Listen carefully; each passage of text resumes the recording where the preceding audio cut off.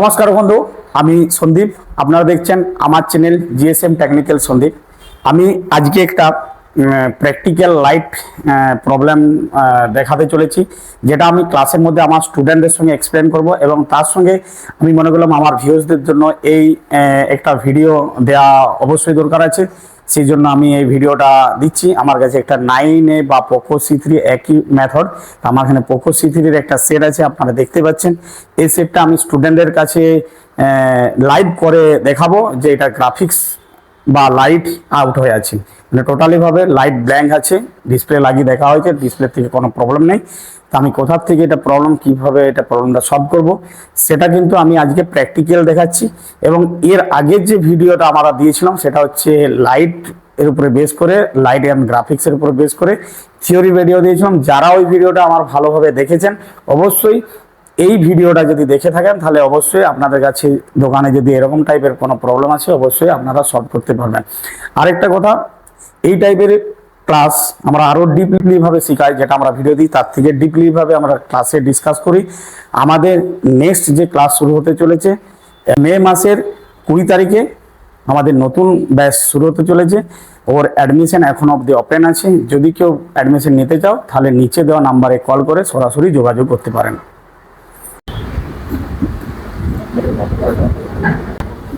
Testing করতে হবে কারে বিএসএন পিএসপি বিপি লাইন, এই লাইনগুলো সবগুলো আগে এখন লাল পোর্টটা আমি গ্রাউন্ড করছি, ব্ল্যাকটা আমি রাখছি, রিভার্স বায়াস আমি ইয়ে করছি।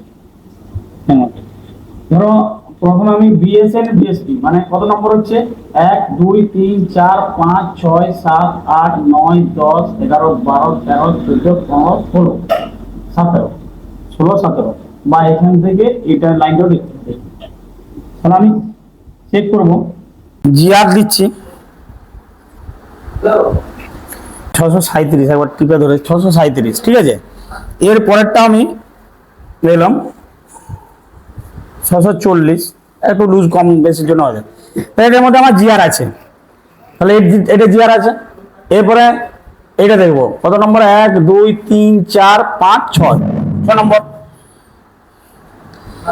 1 2 3 4 5 6 রিসেট লাইন 570, এটাও জিআর আছে। এরপরে আছে ডুয়েল কয়েলের যে মিপি লাইনগুলো আছে, 1টা 2টো 3টে 4টে 5টা, 5 দুগুণে 10টা, ঠিক আছে। দেখো মিপি লাইনের, দেখো এইখানে একটা দেখলাম, দুটাতে কিন্তু একইভাবে জিআর এসেছিল, একবার লক্ষ্য করেছিলে। দেখো এখন দেখো, হ্যাঁ তখন আমরা ওটা দেখিনি, না ঠিকই আছে, এটাটা জিআর আছে, এটাটা নাই। আবার দেখে নিচ্ছি, দেখুন এটা আর এটার মধ্যে আগে দেখছি গ্রাউন্ডে আছে লাল প্রোটটা, দেখো এটা জিআর নাই, ওয়েল আছে, মানে ওয়েল দেখাচ্ছে, কারণ এটা হচ্ছে ভিএসএন বা নেগেটিভ লাইনটা। আমি এটাকে আবার ঘুরাচ্ছি, 4/22 করলাম, ব্ল্যাকটাকে গ্রাউন্ডে করলাম, লালটাকে ওখানে দিলাম, দেখো এরপর দেখো জিআর আছে, মানে এটা সঠিক হলো, বুঝে গেল তো। এটা মাইনাস লাইন, আবার রিভার্সে নিলাম, লালটাকে গ্রাউন্ডে করলাম আর এটাকে পুরোটা রাখলাম, তাহলে 640, তার মানে এটা ওকে আছে। এটা রিভার্স আসবে, এটা ফরওয়ার্ড আসবে, ঠিক আছে। এরপরে আমি কিন্তু বাকিগুলো সব রিভার্সে মাপবো, ওইটা বাদ দিয়ে। তাহলে মিপি লাইনের 480, তারপরটা আছে 478, একটু কম বেশি, ডাটা 0 পজিটিভ, ডাটা 0 নেগেটিভ, প্রথম একটা, ঠিক আছে। তারপরে একটা পিন নেগেটিভ থাকবে, তারপরটা ধরো 477, তারপরটা হচ্ছে 478, একটু কম বেশি হোক, অনেক সময় মিটারের ফ্লোট লুজ হওয়ার জন্য হয়। তাহলে দ্বিতীয়টা জিআর আছে ডেটা 1 নেগেটিভ, ডেটা 1 পজিটিভ, এটাও ঠিকই আছে। তারপরেরটা একটা ছেড়ে পর আবার হবে 478, 479, ঠিকই আছে। তারপরে এটা হলো কি হলো, data clock negative, clock positive, এটা ক্লিয়ার হয়ে গেছে। তাহলে 3টে হয়েছে। 4 নম্বর হচ্ছে 478, 479।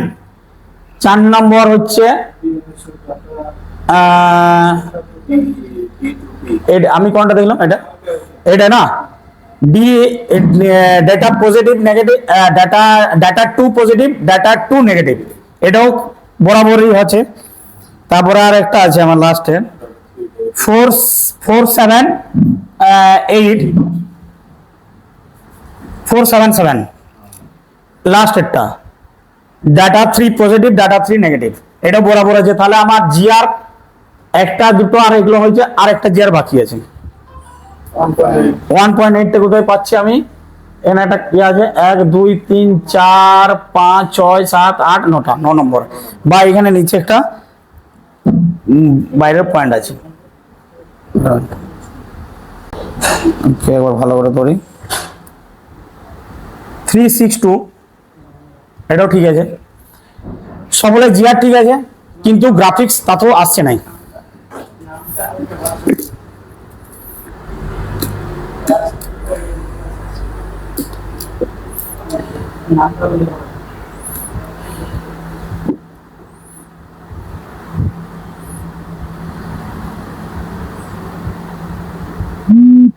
অন হয়েছে, ভাইব্রেশন হলে, বুম হলে দেখতে পেলে তো, গ্রাফিক্স কিন্তু নাই কোনো। এরপর আমি হট টেস্টিং করব। ভোল্টেজ মোডে রাখলাম, ব্যাটারিটাকে খুলে দিলাম, ব্যাটারি বলছে ডিসপ্লেটা, সরি, ডিসপ্লেটা খুললাম। এবার আমি চেক করব ভোল্টেজ লাগে হট টেস্টিং এ। এবার ভোল্টেজ নাই, এটা তো ভোল্টেজ নাই, 1.8, এটা তো নাই। সেটা কি ব্যাটারি দিয়ে চায় না, দুটোই নাই, হতে পারে সেই লোগো এসে চলে যাচ্ছে।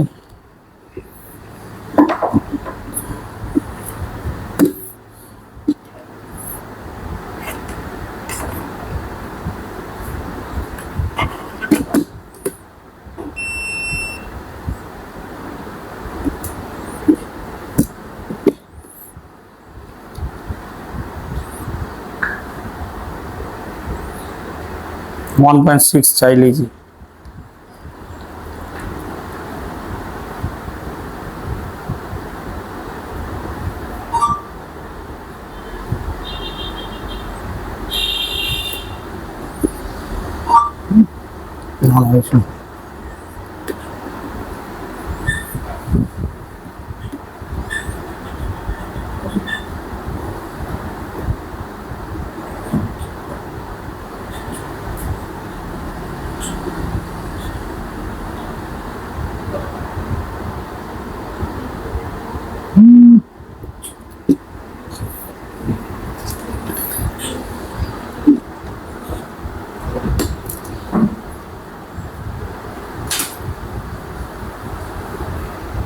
वन पॉइंट सेवन भोल्ट আছে যেটা গিয়ারেজ বলে, এতে নাই, মাইনাসটাই নাই, প্লাসটা আছে। দেখো এখানে একটা প্রবলেম, দেখো ভালো করে দেখো, দেখো মাইনাস প্লাসটাতে আছে, প্লাসটাতে 5.8 আর মাইনাসটাতে দেখো কোনো ভোল্টেজ নাই, 0 0। বুঝতে পারলে? দেখো ভালো করে মিটারটার দিকে দেখাও, উপরে টিভিতে 5.8, এটা প্লাস ভোল্টেজ আছে, আর মাইনাসটাতে দেখো কোনো ভোল্টেজ নাই। তার কন্ডিশন কি হয়, ভি রেজে 1.8 আর রিসেটে ভোল্টেজ থাকবে নাই। যদি 1 2 3 4 5 6 7, কত নম্বর বলে না, 6 নম্বর লয়, 1.8 আছে, 1.8 আছে রিসেটে, ঠিক আছে। 1 2 3 4 5 6, 6 নম্বর 1.8 আছে, রিসেট 1.8 আছে, ভিরেজ 1.8 আছে। এইখানের মধ্যে এটা ভোল্টেজ, এই জায়গায় ভোল্টেজ নাই, এই জায়গায় ভোল্টেজ আছে, প্লাসে আছে মাইনাসে নাই। আর বাকি মিপি লাইনগুলো নে অ্যাকচুয়ালি ভোল্টেজ ওই আসবে না বললেই চলে, এগুলোতে ফ্রিকোয়েন্সি আসবে, ঠিক আছে। এই ইন্দ্র ইন্দ্র তাহলে কন্ডিশন কি, যখন আমার ফল্ট এখানে পেয়ে গেছি, এই লাইনে ভোল্টেজ নাই, মানে আমার যে গ্রাফিক্স আইসি বা এলসিডি আইসি যেটা বলছি, সে এলসিডি আইসিতে কি বললাম আমি, যখনই ভিএসএন বা ভিএসপি তে একটাতে ভোল্টেজ আসবে নাই, মানে মাইনাসে আসে নাই, সেখানে প্রবলেম কি কি জায়গায় হতে পারে আমি একটু আগে বললাম। হ্যাঁ, তাহলে সেই জায়গাগুলোকে আমাকে যে চেক করতে হবে। ঠিক আছে, চলো সেটা আমাকে কুল টেস্টিং হয়ে যাবে।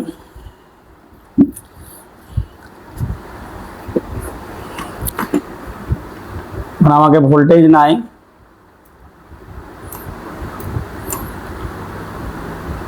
এই তিনটের কাছে র্যামটার পাশে আছে সেটা।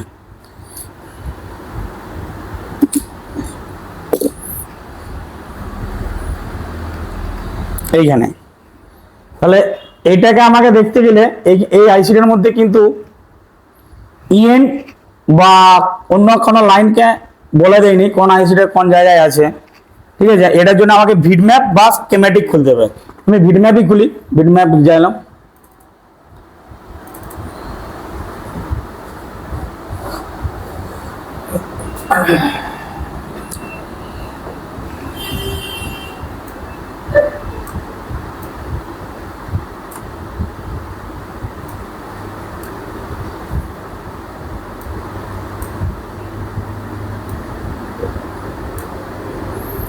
দেখো এইটা এখান থেকে একটা ভোল্টেজ বেরাচ্ছে যেটা আউটপুট হচ্ছে, আর একটা এখান থেকে বেরাচ্ছে, এটা মাইনাস আর এটা প্লাস।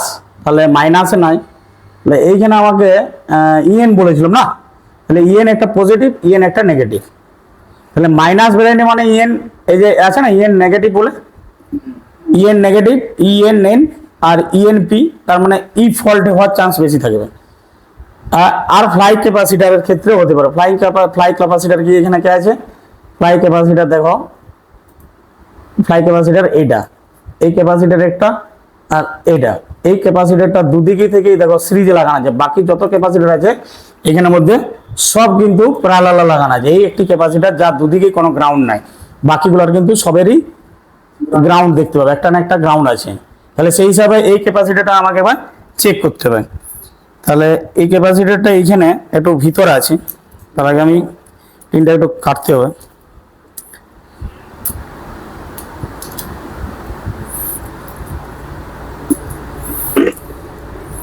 কাটতে হয়েছে দেখো না,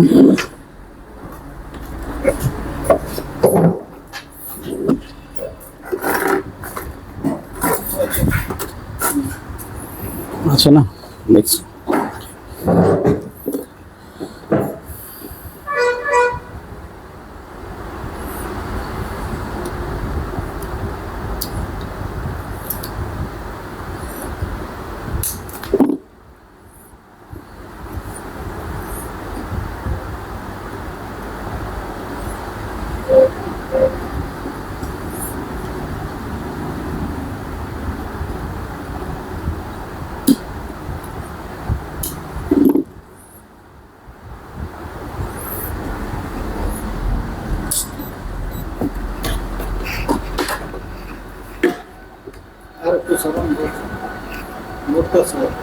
বোর্ডটা আমি সরাচ্ছি।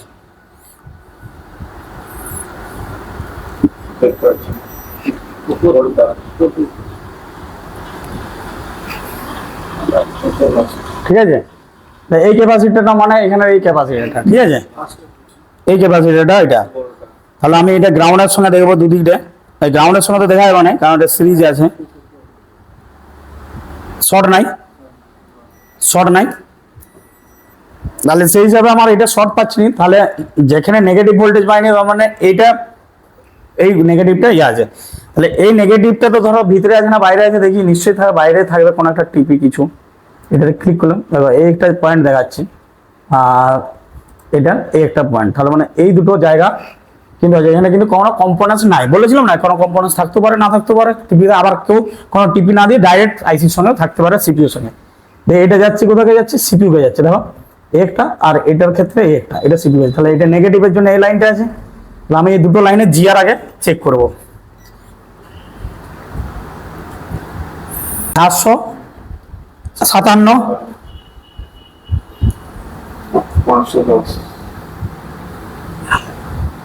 510 বুঝা গেল। আমি কি বলেছিলাম যে ইএন আর serial clock and serial data দুটোর এভারেজ জিআর একই থাকতে পারে, হয়তো 1-2 কম বেশি, কিন্তু এখানে কত হলো 757 আর 510, মানে 200-র উপরে চলে যাচ্ছে, ডিফারেন্সটা কতটা বেশি, তার মানে বোঝা যাচ্ছে গড়বড় কিছু একটা আছে। তাহলে আমাকে এটা আইসি মানে গড়বড় কিছু একটা আছে, আইসি তুললে বোঝা যাবে গড়বড় কোথায় আছে। আমাকে যদি মানে ভালোভাবে টেস্টিং করতে তাহলে আইসি তুলে দেখো কোন লাইনটা কেটে আছে। আর যদি বলো যে না আমার জাম্পার করে দিলে জাম্পার আছে, তো অবশ্যই দুটোর মধ্যে একটা গড়বড় আছে, তাহলে নেগেটিভ ভোল্টেজ তৈরি হচ্ছে নাই মানেই গড়বড় এইখানে আছে। মানে কোন জায়গায় গড়বড় আছে, কে গড়বড় আছে দেখো। যখনই নেগেটিভ ভোল্টেজ তৈরি হচ্ছে না, মানে কত জিআর আসছে সেটাতে নেগেটিভ ভোল্টেজ, মানে এটা 758, তার মানে আর এটা হচ্ছে 510।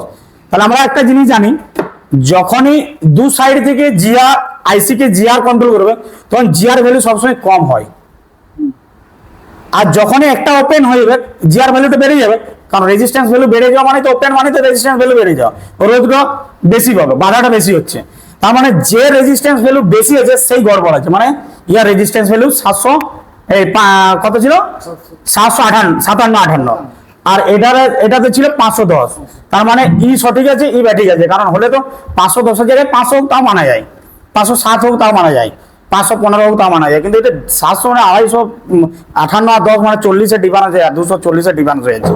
তাহলে সেই হিসাবে আমি একবারই ডাইরেক্ট অ্যাপ্লাই করব ওই দুটো লাইনকে আমাকে জাম্পার করবে, কারণ ওখানে 1.8 ওইটাতেও 1.8 আছে, তার মানে কি একটা এন দুটোতেই কাজ করবে, কারণ আমার দুটো ভোল্টেজ একই সঙ্গেই দরকার, তো আলাদা কোনো দরকার নেই। তাহলে আমরা কিন্তু আইসি না চেঞ্জ করে, যদি আইসি 3 ফল্ট থাকে, আইসি হয় এটা ফল্ট কি আছে, হয় আইসির সঙ্গে কেটে আছে আর না হলে সিপিউর সঙ্গে কেটে আছে, তাহলে আইসির সঙ্গে না কেটে সিপিউর সঙ্গে কেটে থাকার চান্স বেশি হয়। তাহলে সেই হিসেবে আমাকে সিপিইউ রিভলভ করার দরকার নাই, আমি বাইপাস করে দেবো, ওই দুটোই জয়েন করে দেবো, দেখি কি হয়।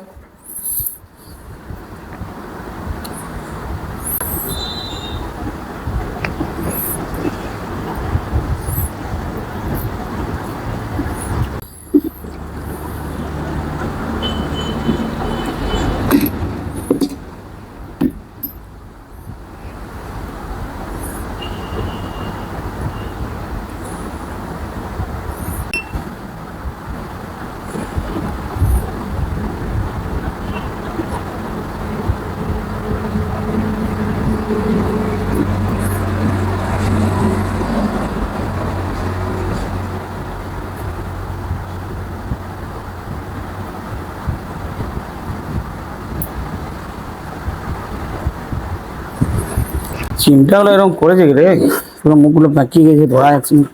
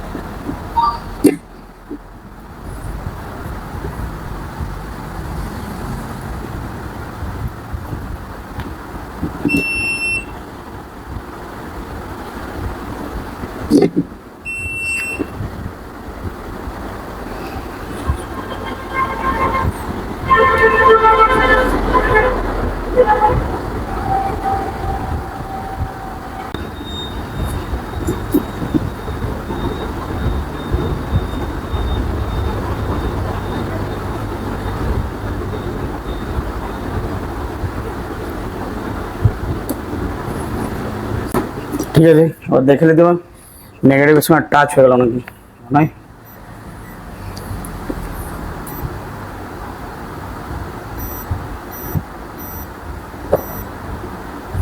হয়নি, ঠিক আছে ওকে। এবার জিআর একটা জিআরই আসবে, জিআর তুমি যদি দেখবো বলো দুটোতে একই জিআর আসবে, একটাই লাইন তো এটা।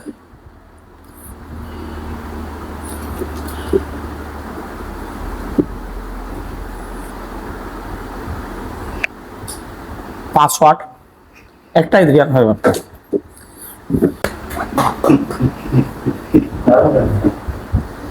হাতটা দাও ঠিক আছে খারাপ খুব লাইটটা বুঝতে পারলে